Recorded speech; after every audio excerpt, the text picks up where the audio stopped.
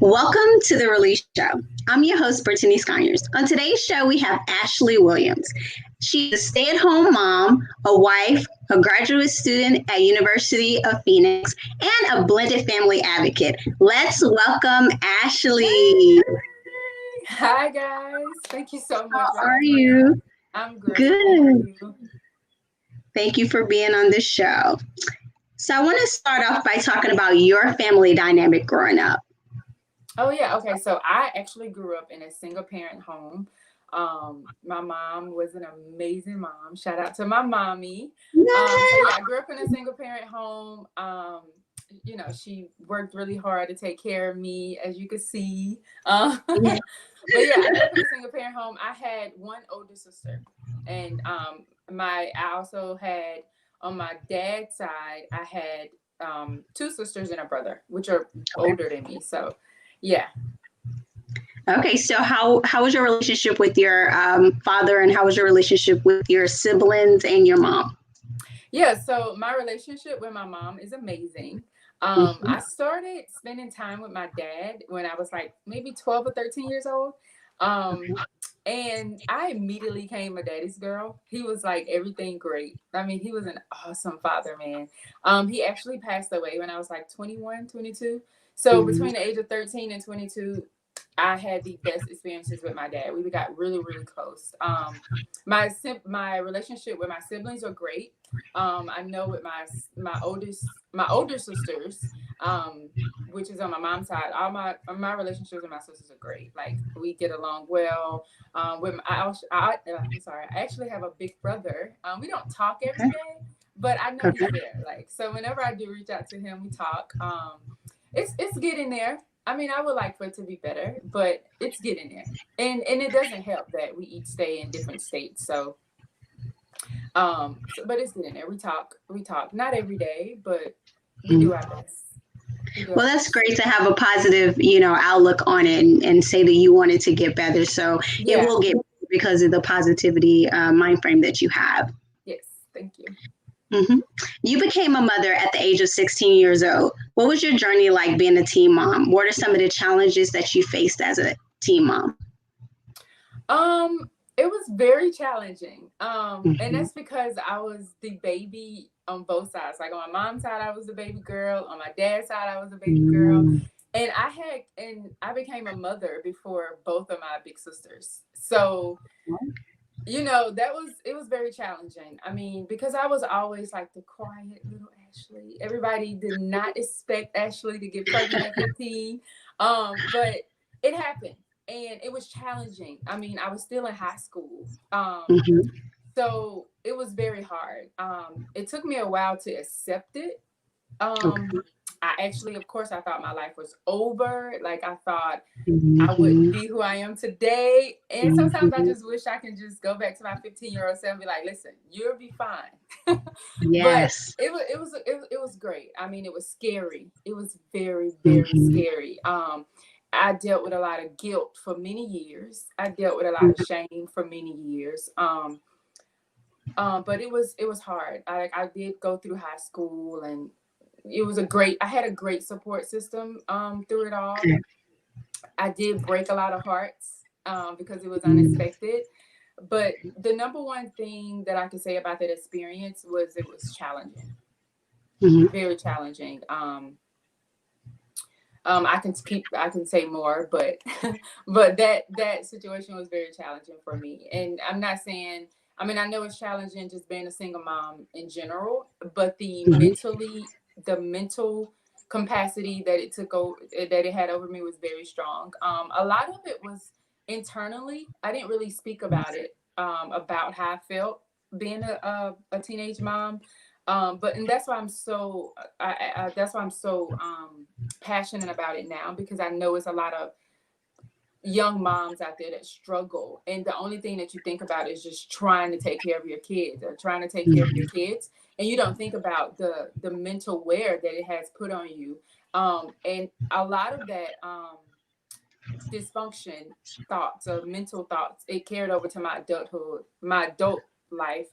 And that's why I'm so huge of wanting to speak, advocating for teenage moms to speak out now, because I still, because I carried a lot of that guilt when I was young, I start to raise my son out of guilt. Like I was always the yes mom, or just always wanted him to feel good because, because out of pity. I just wanted him to be great. So I always said yes to almost everything he wanted, really. Like, yes, baby, you can have whatever you want. Because after I had my son, my mom, who is amazing, I went on to college and she kept my son for me while I went to college. So I would see him on the weekends. So I was kind of going through an identity crisis. Like I wanted to be a mom, but I also wanted to be a college student. So there were times where I just wanted to stay in college. Like I didn't want to come home. So, most of the time I dealt with a lot of, I rejected some things. Like I didn't spend a lot of time with him because I was so young. And as I became older and I matured more, I realized that put a strain on our relationship because he felt that rejection. So, I mean, as I got older, he was still staying with my mom up until he was 4 years old. And when I got him and he came and stayed with me at 4 years old, it was hard. It was very hard. Like I didn't expect him to listen to me that much because I hadn't really been there, but it was very hard. Like he rejected me and we had a very hard conversation.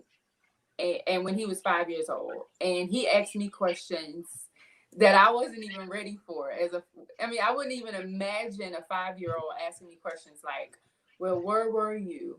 And are you really my mom? It's just certain conversations. It's just certain things that he asked me that I wasn't really ready to deal with right now. And when he asked me that, it exposed all the guilt and the shame, and it just exposed a lot. So teenage moms deal with a lot more than I think they speak about, or even just young mom.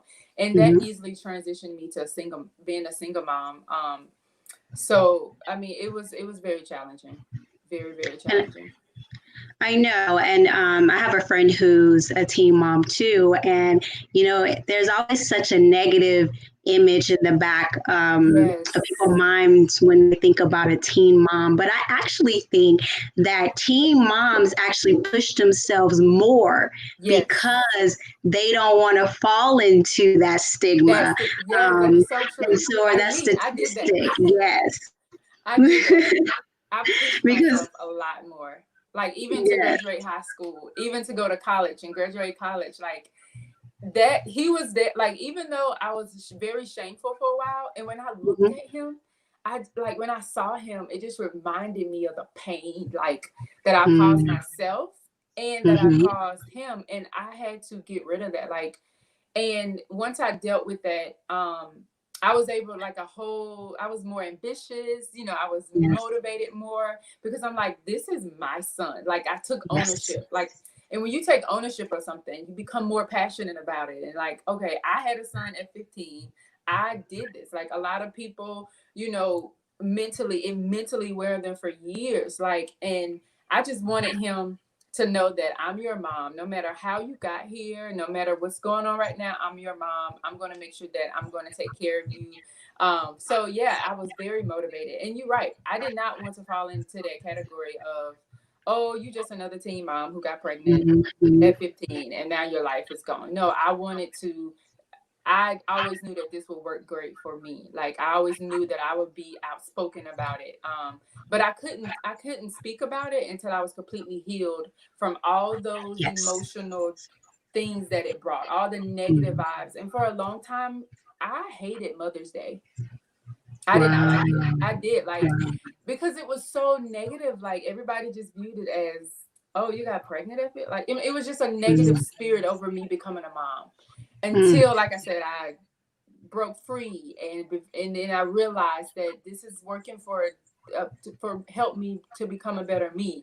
So, yeah, for a long time, I did not like Mother's Day. Wow, that's a big thing. My birthday falls on Mother's Day sometimes. Oh my God. No, That is I so totally funny. understand. I totally understand why you didn't like it. It's okay. That's funny. Now let's talk about your blended family. Blending a family is very hard and stressful at times. What made you become a blended family advocate? I think it's because of the whole stigma that single moms feel like they cannot have a happy, or a man would not accept them in their kids. And I think that's why I advocate for blended families, is because a lot Okay. of single moms, they really struggle with the fact that one day, or they may feel as if they are not worthy, or no one is Mm-hmm. going to accept me and my kids. That's something I dealt with when I became a single mom, because I was a single mom of two. 4 years later, after I had my son, I had a daughter. So I was a single mom of two. Mm-hmm. So I did everything on my own. Like, I had help, don't get me wrong, but I was, my support system, and I had other support. But for a long time, I felt as if I just had to settle to be in a relationship that I was in, because I really felt that this is the only person that would just accept me and my kids. Or, it took me a long time to kind of move on from that mindset. And I know I'm not the only single mom that struggle with that. I know other single moms struggle with that. I have talked to multiple single moms, and just because and I, don't get me wrong, just because I feel like my blended family is working, I know there are multiple blended families that are out there working, Yes. but to keep them working, it's a challenge. Yes. It's a challenge. It takes It work. It is. takes prayer. It takes Oh, communication. Is yes. 100% key. And one of the things that we value here in our house is communication and not disrespecting each other. Mm. And and we take what we say to each other very seriously. Like, we always have meetings, so just always keeping an open line of communication. And I know that goes both ways, whether you blend it or not, whether you married or not married. But for us, communication in a blended family is a very important. That is So true. it is very hard. That's why I became an advocate, because I just want single moms to understand that just because you are a single mom, you will meet your Prince Charming one day, and someone Yes. will love you for who you are, and they can love your kids. They can love your kids the same way you love your kids. So that's one of the reasons I became an advocate, most definitely. I'm a part of a blended family. Well, my upbringing was a part of a blended family as well. I had that same family dynamic. And the family dynamic I had growing up is totally different from the one that I married into. So Okay. I was very close with my stepmom. My mom and my stepmom were very close friends, all of the above. They made a point to make it an easy transition with us to have a beautiful, healthy, blended family. And so my stepmother, I shout her out, Shantae. She is now gone with the Lord, but she was a beautiful, Yeah. beautiful woman inside and out, and she would do anything for all of us. Yeah. You know, all of us. There was no favoritism. Yes, she loved her daughter, um, Yeah. and my sister, but she showed that love all over, and she was incredible. And the blended family I married into has been a challenge for me. Number one is being a mom is a challenge. Now, being a Yes. mom is even more of a It is challenge. so true. It's so So, true. I shout out to everybody who's been successful Yes, with building a blended family because it is a lot of work it and is. it takes a lot of dedication, prayer, like you mentioned, Yes. communication. And like I said before, I really think the foundation has to be laid correctly too.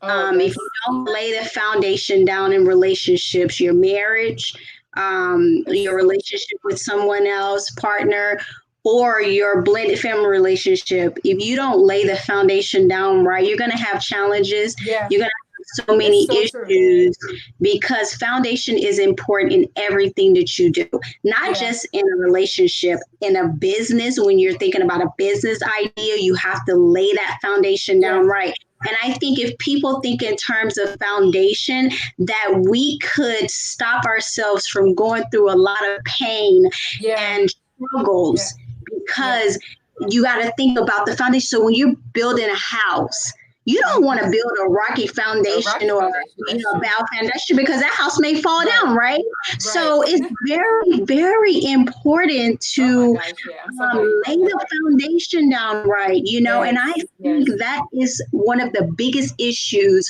when when blending a family and marriages and Mm-hmm. everything. If you don't lay that foundation down right and communicate and get the things Right. off of your chest that need to be said before, So true. so that everybody can understand on both ends and Both ends. nobody Yeah. feels like someone's treated better than the other. Yeah. It's very, Oh very my gosh. important. And I think if we just advocate and be out there for blended families, say, listen, before you do this, I like that. make sure you lay down this foundation.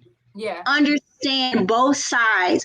Let's agree to disagree. Yeah. Let's set rules. Let's set boundaries. Let's understand that both need to be respected. You get what I'm saying? And not Yeah. only lay the foundation down with your blended family, but also with the Oh. parent that's the Yeah. outside parent.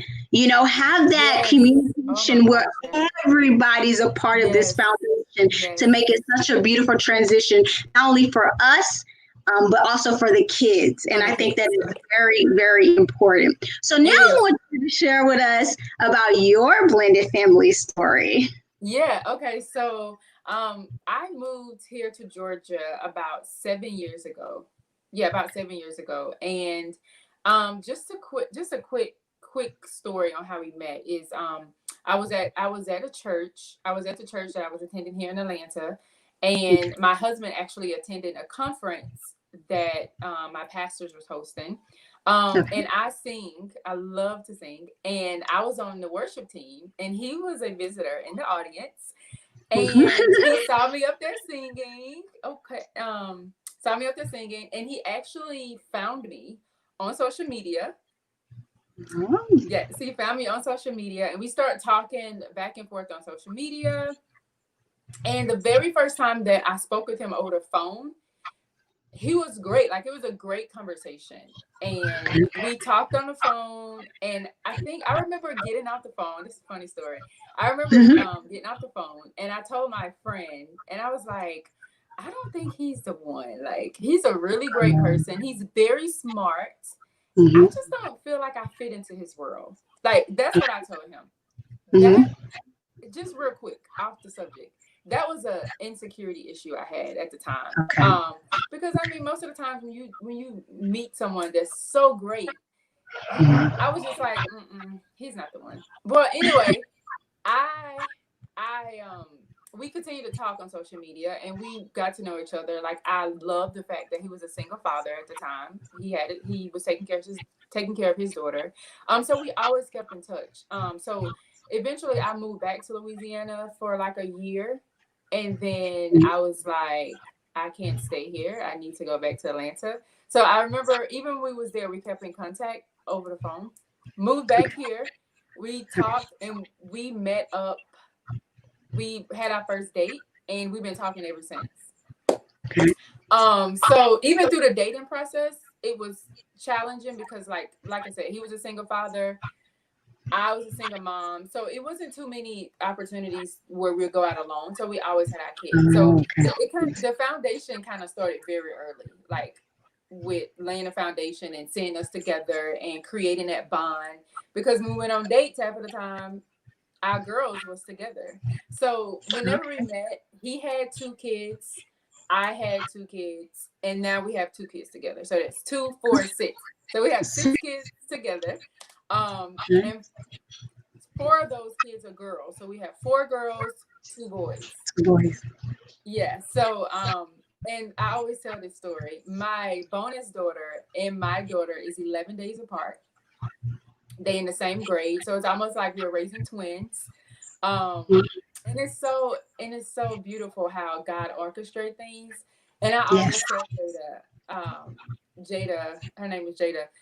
I tell her, I was like, do you know that when your mom was carrying you, I was carrying Ayana, so y'all was like born like 11 days apart, and like how God brought y'all together, and it's just a great story. I love it.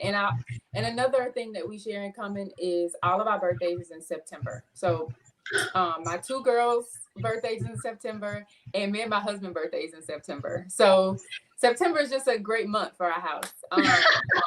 So yeah, so it's just a beautiful story, and I know that the God is in it all. Like I know that God orchestrated the whole thing, even from me moving to Louisiana. I came back here from us meeting, and we married 8 months after we met, after we went on our first date. So yeah, I mean, sometimes things move a little quick. So Yes. I'm Well, excited that's that it did beautiful. though. That is so beautiful. So, what are some of the challenges that you guys face when blending your families? One of the challenges that we faced is that, like I said, my son, he was already like 13 years old. So whenever he saw mommy or saw me dating, it was hard, because it kind of Okay. shifts some things in our family dynamic from like a regular routine. So he wasn't ready to accept the fact that this is changing, and he always saw me by like alone, like doing things alone. Mm, So it was really hard. Building um that connection between him and my son. But I'm very appreciative to my husband, who was very patient. He never tried to like interject himself or try to bring that intimidating spirit. He was very soft, very genuine towards me.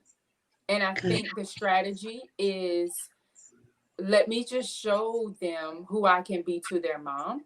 Let me build that trust with them, not try to be a dictator or try to be the authoritative figure right now, but let me just continue to be who I am to their mom and build that trust with them. Um, and over time, it got a lot better. Like it has, like, I mean, their relationship is like, I mean, most of the time he'll come in here and say, "Hey, I need to talk to Jay about something. Can you leave?" Like he's 18 now, so it's like man to man stuff. So Oh, it's just okay. like, and I just be like, "What?" You know. So some things I'm like, "Well, why I can't stay in the room?" I mean, like I said, the relationship, it grow over time. It's beautiful. And I think the number one thing that I had to do, being a single mom and meeting a man and marrying a man, I had to, like I said before, I had to let go. Like, and that was really hard for me. Just giving up a little control at a time. And the reason why that was, I'm not going to say it was easy. The reason why I felt like I could do that is because I trusted him. I trusted my husband to take the lead. So I think that's what made it a little bit easier to say, hey, because I trust my husband, because I know he's genuine, he have the best interest for my children. I can let go a little bit. I don't know if that's a time frame. I think that happens over time. Mhm. So even now, it's, I mean, I'm not bragging. I'm really not. But like, even if you're in our house, you wouldn't even be able to tell that we have a blended family, because my That's husband last name, whenever I met him, it was so crazy, because I was like, my husband last name is Williams, and my maiden name was Williams. And I'm like, I just wanted to change my name at least when I got married. So automatically, my bonus daughter Jada, she automatically had my last name. Mhm. So that was, I just think, like I said, God has this huge sense of humor. But even if you was in our home, you wouldn't even be able to tell that we're a blended family, because everyone get the same treatment. My husband, like, everyone get the same punishment. Mm. Whoever's disciplined that person at that time, you're going to get the same discipline as the other kids. Yes. You're not exempt. You know what I'm saying? So we just created that foundation, like you said. And like you said earlier, the foundation is very important. And when Yes. you lay that strong foundation and you show your kids that we are both the parents, no one is getting any type of favoritism.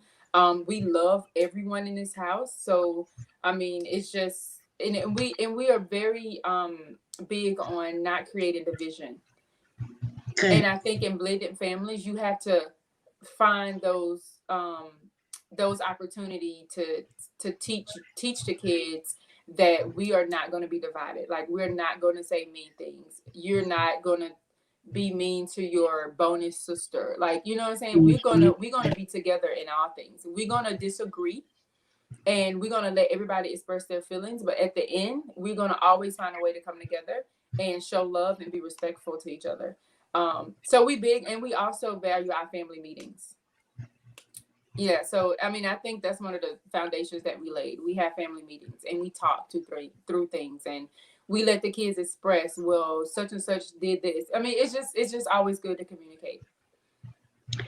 That is really amazing. I like that you said family meetings. I think that is so Yeah, important. And I also think it is important where you have that time with your own kids, and then also when you all come together, and especially when it yeah, comes to like consequences. So say for instance, one of the kids, your kid per se, does something right, and but they do something to your husband, right? mm-hmm, So of course you want to call that meeting with all of you guys so that that kid can understand, listen, yeah, there's respect here both, and I'm behind my right, husband and I love you, absolutely, but what you are doing is incorrect, and so we're going to fix this in right, front of all of us. See, a lot yes, of times we like to have those side conversations with our kids, right? mm-hmm, And that creates divide, it because when a does, kid feels like mm-hmm, you're not respecting the other parent, they're not going to yeah, respect that they're not parent. going to respect, And right, see, that's what yeah, I think some blended families fell on. yeah, Um, is that you have to have these uncomfortable conversations in front of your kids to show them that you have your spouse's back, and you that's so can't true. try to do this little sneaky stuff Yep, because you're going to get in trouble regardless, yeah, and both can discipline. I think yeah, sometimes you can read these articles and things like that, and they'll say the biological parent needs to be the disciplinary, and I don't right, think that is no, correct. I think mm-mm, that we don't both, do if you're that in in here. my household, you're disrespecting me, or you're doing something in my household, we both We should be both able going, to yeah, discipline. And there should be yeah, respect on both ends. But I I like do that. believe that the biological parent has to lay the foundation down for that so that Yep, their kid can understand that you must respect you my must spouse, respect, whether it's your absolutely, husband or your wife. And I think those are issues that a lot of blended families have, is because sometimes you can be all in love yep, and you forget about the foundation. You just kind of yeah, jump into this jump, relationship, and then it's like you start having all these bad issues, you right? yeah, And you yeah, don't know how to fix it because you're in the middle of this and trying you to don't know heal, what yeah, to do. And I think that's the problem, is that I keep talking about foundation because it's so it's so important. true, It's it's so so true, that's important. right, And we have to lay these foundations down before we build these relationships, yeah, because if we don't, like I said, you're going to face challenges. you And will, sometimes those challenges can get to the point where it will, it get out of um, hand, yes, and it could cause divorce, it could cause yeah, separation, it could cause a lot of things. And if we as adults do our part to provide that healthy relationship for our kids, then we yeah, won't have these issues. yeah, So I definitely want to continue to talk about blended families, because I think a good percentage of the world is in a blended yeah, family. it And so is, I think it is so important that we continue to allow people to tell their stories, because tell the every blended story, yeah, family has a different family dynamic. Like yeah, my blended family story is different from yours. And I'm mm-hmm, definitely going to take some inspiration from you about those family meetings, because I really think those are yeah, very powerful. So thank you so much no, for thank you, telling your story thank you, and giving us some advice, because I definitely got some from you. And I yes, wish you all absolutely, the best in your family. And I look forward thank to you, seeing you guys continue to grow on yes, Instagram, see you speak about your family in other places yes, and other yes, shows and thank podcasts, or you, wherever, women empowerment events. I yes, can't wait to absolutely. see you. Yes. So, is there any advice you would like to give to anybody who is struggling with blending their families? Yes, absolutely. I think we said this word several times. I think if you're struggling with blending your family, I think you need to go back and set a firm foundation. And I think if the foundation is weak, you're gonna have issues. You're gonna have problems. And even on a strong foundations, we always say in our house that when opportunities occur, it's always a time to make things better. Don't Yes. look at every bad thing that happened as 100% bad, but we're going to find ways to work through the solution. It's always a solution to the problem. And I also want to say to even a wife that's having a hard time mentally is that, I always say, don't overthink it. And I tell bonus moms all the time, like, just be there for your bonus child. Like, don't try to do too much. Just create that bond between your children. Let them know that you love them all. Um, and I think it's just creating that strong foundation of respect and communication. Mm-hmm. And Yes. I think that's what we do here. When one kid get punished, my husband had this rule: when one kid would get punished, they all get punished, especially if they, you know what I'm saying? Like, everybody, if one kid do something, we're gonna all sit down and we're gonna talk about this together as a family. And I appreciate that. And I think that's why it's that's one thing that I value in my family is communication and respect, and what we say to each other matters. So my advice is just to love your family, treat everybody the same. Don't overthink it. If you trust your husband, let him lead. Give him some control. Because I mean, at the end of the day, and I know we gotta go. When I was a single mom, it was hard. I didn't have help. Mm-hmm. So now that I have help, and now that I have an amazing husband, like, if he want to take the lead, I let him take the lead. Yes. So yeah, that's my advice. That is so true. Well, thanks for sharing your blended family story. Thanks for being on this show, and I look Thank forward to seeing more of your work in the future. you. Thanks Yes. for tuning into the Release Show, guys. See you next Thank you, time. guys.